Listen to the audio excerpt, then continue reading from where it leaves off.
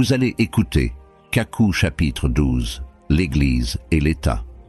Prêché le dimanche matin 27 avril 2003, puis en 2006, à Locodjro, Abidjan, Côte d'Ivoire. Extrait du livre du prophète Kakou Philippe, le seul, vrai prophète envoyé par le Seigneur Jésus-Christ, en accomplissement du cri de Matthieu 25:6 pour le salut de notre génération. Kakou chapitre 12, l'Église et l'État. Kakou chapitre 12. L'Église et l'État. Vous comprenez pourquoi la base de la vision est le livre de Daniel. Au jour de Daniel, Nebuchadnezzar tint conseil avec tous ses devins et éleva une haute statue comme le Conseil mondial des églises, d'une hauteur de 600 églises. C'est dans Daniel chapitre 3. Et les Chaldéens dirent au roi Nebuchadnezzar, « Ces hommes ne tiennent pas compte de toi.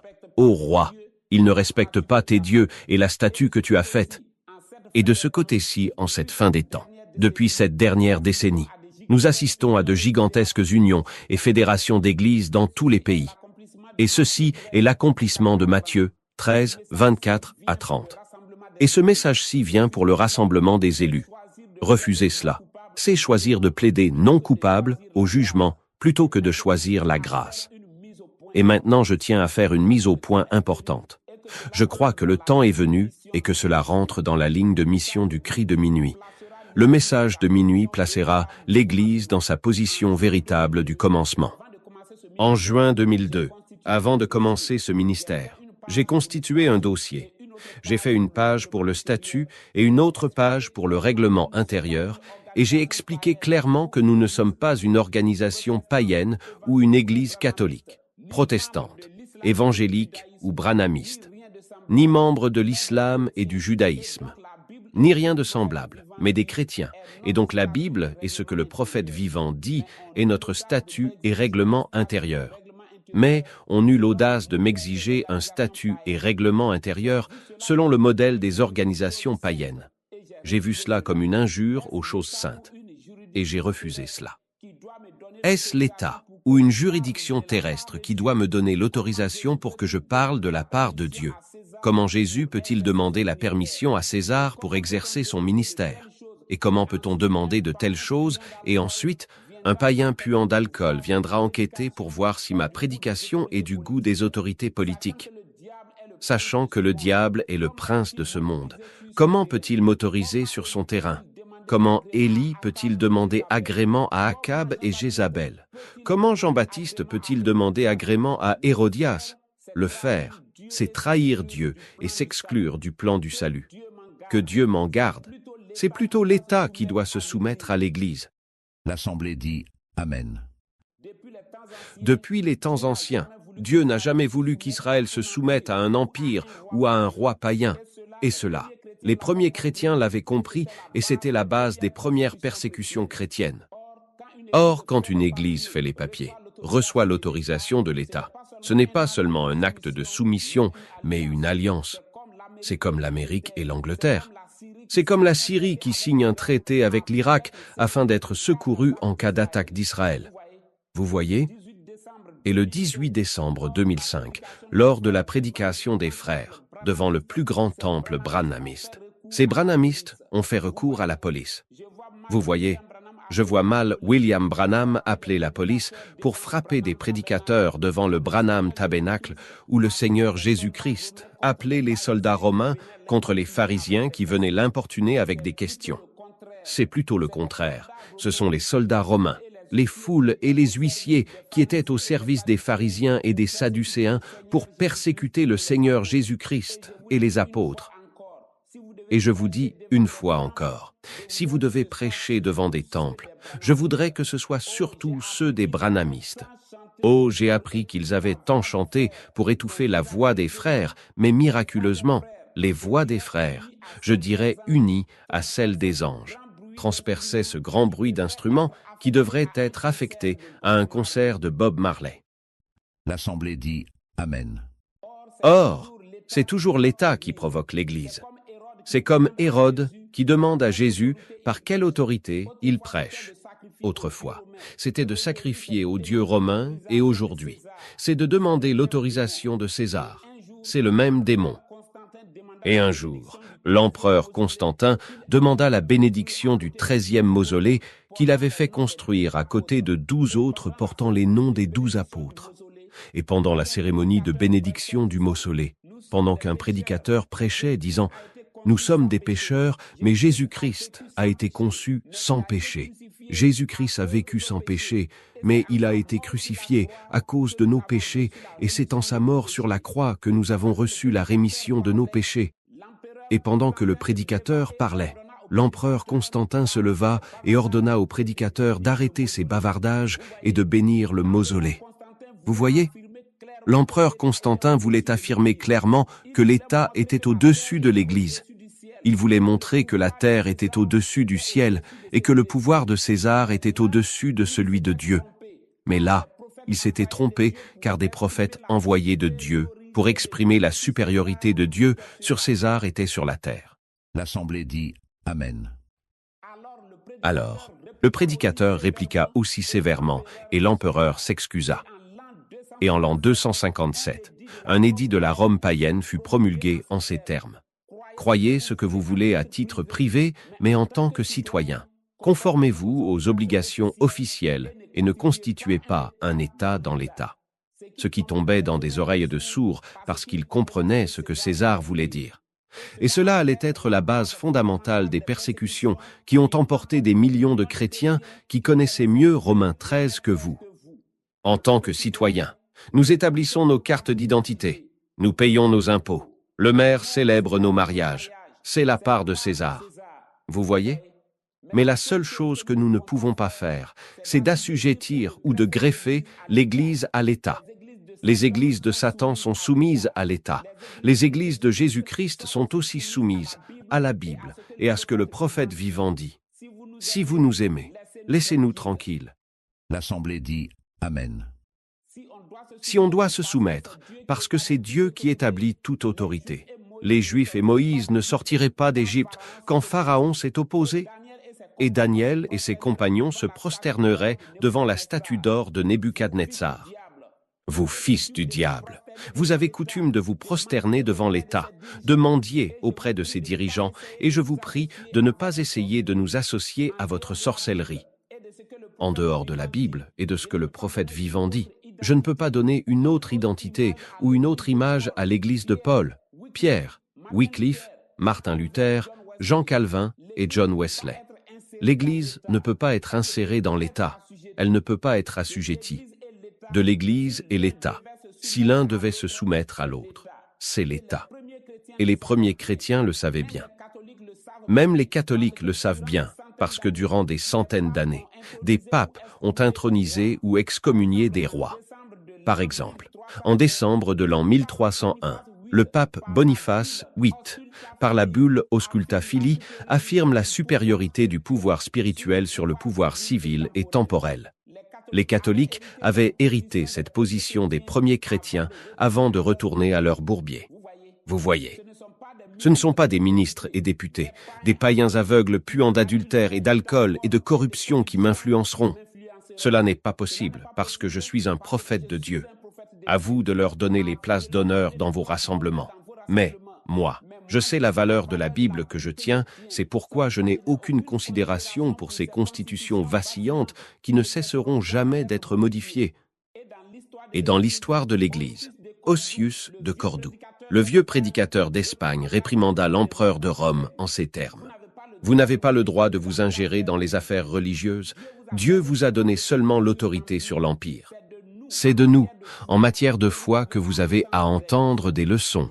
Vous voyez, le ciel et la terre passeront, mais tous, nous irons rendre compte à Dieu. Non pas de la façon dont nous avons géré nos pays, mais de la façon dont nous avons servi Dieu et marché dans la volonté de Dieu et loin du péché. Dieu ne fait même pas attention à ce que nous appelons développement sur la terre. Nos immeubles que nous appelons gratte-ciel, Dieu voit cela comme des termitières. Ce n'est rien devant Dieu. Ce qui compte, c'est le salut de l'âme. Et qui que vous soyez, président ou roi, vous devez vous plier à la volonté de Dieu. L'Assemblée dit « Amen ». et le puissant prédicateur Ambroise contraignit l'empereur Théodose à la confession publique comme tout le monde, lui disant « L'empereur est dans l'Église. Il n'est pas au-dessus de l'Église. Ne vous servez pas de Christ, mais servez-le. Amen. » Et Jean Chrysostome, ce puissant prédicateur, s'écria « Le pouvoir de Dieu dépasse autant en valeur le pouvoir civil que le ciel dépasse la terre. Si un président ou un roi ou un maire ou un député est quelque chose sur la terre, il recherchera le prophète vivant de son temps. Et si une nation connaît Dieu, Dieu aura la première place dans les actualités et dans les activités de cette nation. Mais regardez toutes les nations de la terre, leur religion. Cela s'appelle la politique. Et Satan est le dieu de la politique. Et avec cela, les fils du diable qui sont présidents et autorités politiques sur la terre se mêlent souvent de ce que Dieu est en train de faire. Ils portent des jugements sur tel et tel homme de Dieu alors qu'ils sont pleins d'alcool et de péché. L'Assemblée dit Amen. Et quand un jour l'empereur Constantin a dit « Vous êtes apôtre de dedans, mais moi, Constantin, je suis apôtre de dehors », la réplique ne se fit pas attendre devant lui. Un prédicateur s'est levé et lui a dit « Il n'est pas possible d'être César et chrétien tout ensemble. Et moi, Kakou Philippe, je suis de la lignée de ces prédicateurs et des prophètes de la Bible. Un politicien n'a rien à voir avec ce que je suis en train de faire et je n'ai pas de compte à rendre à un politicien. Un ministre de culte établi par le président d'un pays, ce n'est pas pour moi, c'est pour les églises catholiques, protestantes, évangéliques et branhamistes. » L'Assemblée dit Amen. Nous prêchons l'ancien évangile. Nous sommes la vieille Église et nous sommes sur la terre de Dieu. Cette terre est la terre de Dieu avant d'être entre vos mains. C'est Dieu qui l'a créée et je suis son prophète. Moi, Kakou Philippe, esclave de Jésus-Christ, je n'ai pas de part avec César et nous n'avons pas de part avec César. Comme Israël, l'Église véritable a toujours pris une position opposée à tout pouvoir païen. À César ce qui est à César et à Dieu ce qui est à Dieu. C'est un commandement et un décret divin, et je le prononce au nom du Seigneur Jésus-Christ en vertu de la mission que j'ai reçue le 24 avril 1993. Enfreindre cela, c'est un péché. Et moi, Kakou Philippe, je ne suis pas à l'œuvre parce que je vois la tiédeur dans l'Église, ou que j'ai découvert une vérité que les autres n'ont pas, mais je le fais conformément à l'appel et commission du 24 avril 1993.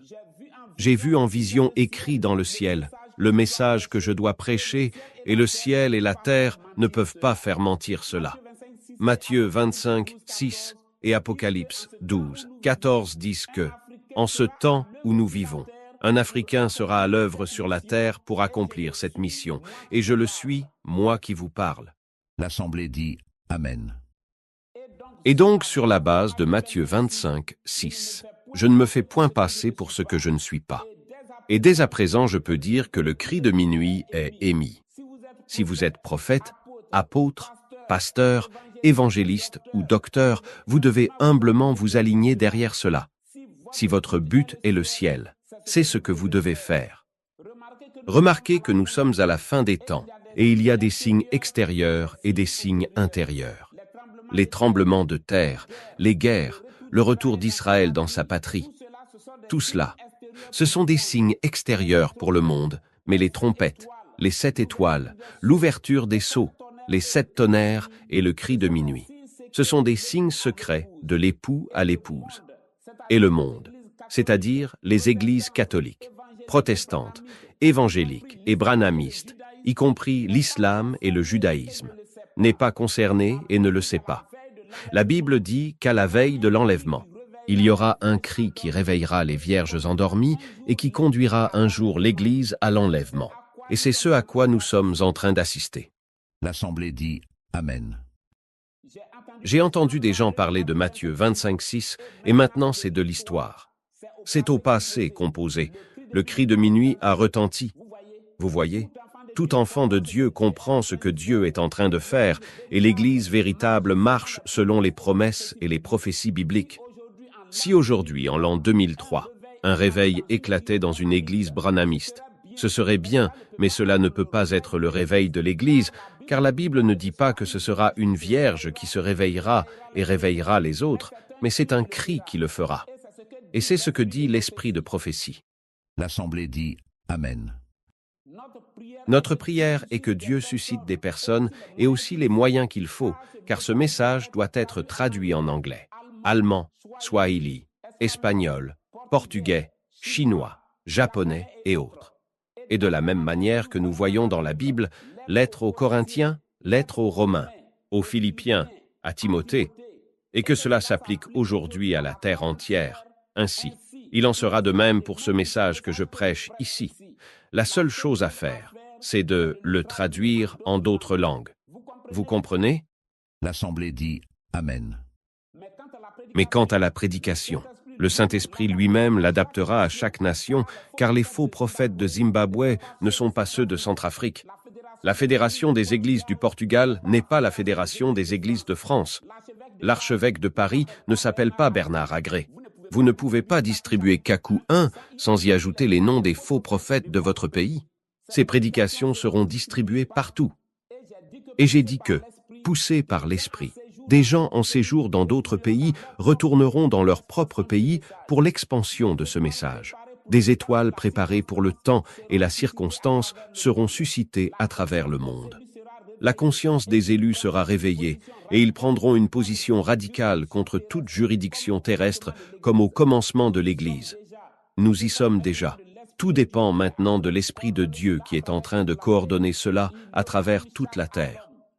Il y aura une chasse à l'homme, une extermination d'une telle secte qui sera jugée trop rebelle.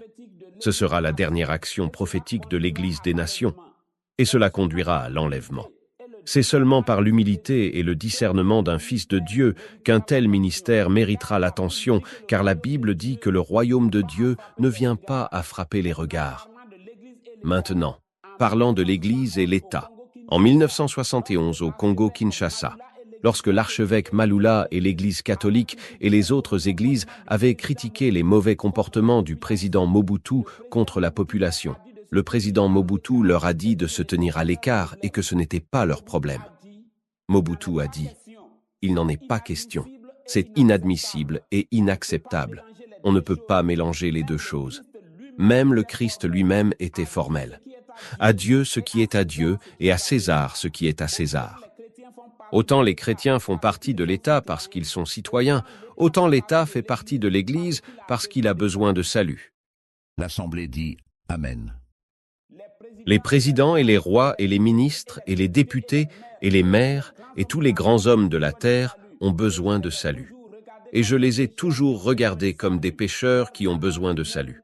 Leur grandeur humaine, c'est devant les hommes. Mais je les verrai toujours comme des pécheurs qui ont besoin de salut. Et lors de l'élaboration de la Constitution de Côte d'Ivoire, les hommes religieux présents avaient demandé seulement que le mot Dieu puisse figurer dans le préambule, mais cela avait été refusé sous le prétexte que la Côte d'Ivoire est un pays laïque. Mais si la Côte d'Ivoire est un pays laïque, que faisiez-vous là-bas? À cause de l'argent. Ces pasteurs, prêtres et imams étaient assis là au milieu de ces politiciens au lieu de quitter la salle. Si la Côte d'Ivoire est un pays laïque, quel papier d'église me demandez-vous? Mais sachez que, un jour, à cause du jugement de Dieu sur la terre, un temps viendra où les églises du diable donneront leur pouvoir et autorité à l'État. Et les États voteront des lois pour les protéger à travers la police et les tribunaux. Et que celui qui a des oreilles pour entendre, entende.